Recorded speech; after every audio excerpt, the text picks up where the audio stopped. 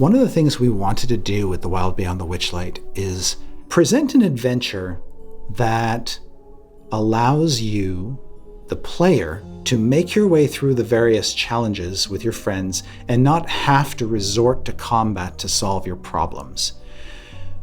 We thought this was a good exploration for us because, we've done a number of adventures up to now that lean pretty heavily into combat. And you have to solve your problems basically by disposing of your enemies. And we thought, okay, well, in a Feywild themed story, I think atmospherically and thematically, there may be an opportunity here to see if we can't frame all of the encounters in the adventure so that there is a non-violent or non-combat solution available. The adventure builds in the mechanisms that the DM can use to help train the players to think a little bit differently about solving the problems of the adventure. The other thing that the adventure does is it orients the characters toward goals that just are inherently non-lethal. And so you never feel like the end game has to be one resolved with violence. Also, it doesn't hurt that the villains can be rather charming. And if you have likable villains, the players are less inclined to kill them.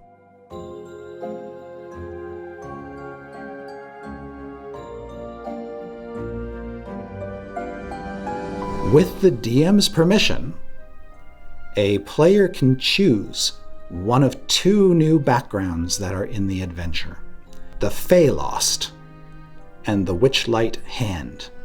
The Feylost is a background that assumes that you, as a character, have spent most of your young life in the Feywild.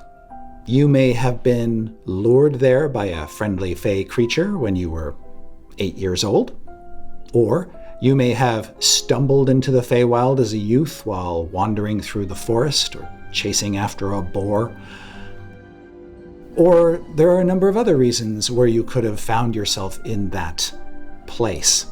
And so the Feylost background sort of assumes that the Feywild is your second home, and that at some point fairly recently you were able to return to the material plane, to return home, but you still have memories of your experiences on the plane of Faerie, and that has affected your mindset in certain ways, or in some cases given you a Fey mark, some physically distinguishing characteristic that others can see or detect that clearly sets you apart from somebody who grew up in the natural world. So that's one of the backgrounds. The other background is the Witchlight Hand, which is a background you take if you want your character to have matured as a member of the Witchlight Carnival who travels from world to world with this carnival, bringing joy to town after town, village after village.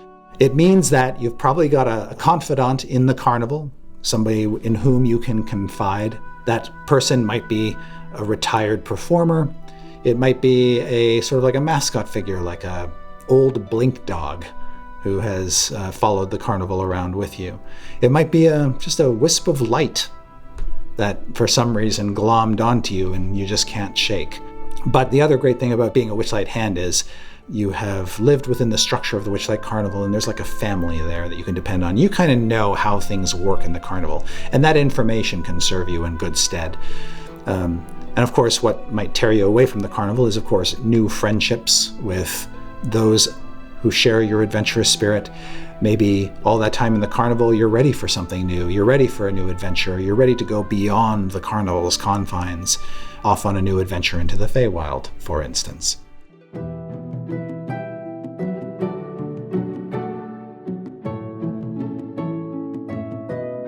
The two new races are the Fairy and the harengon, which you might know better as rabbit folk. So fairies are short folk with wings. They've got an inherently magical nature. They can fly, and they can do fairy magic.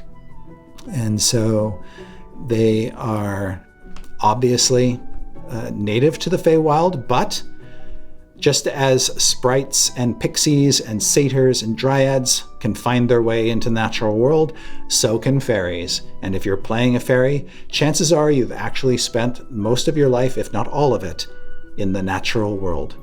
And what better excuse for a fairy to go to the Feywild than to return home and learn something about that wondrous plane from which their kind originated. So that could be one of the motivations for your fairy character.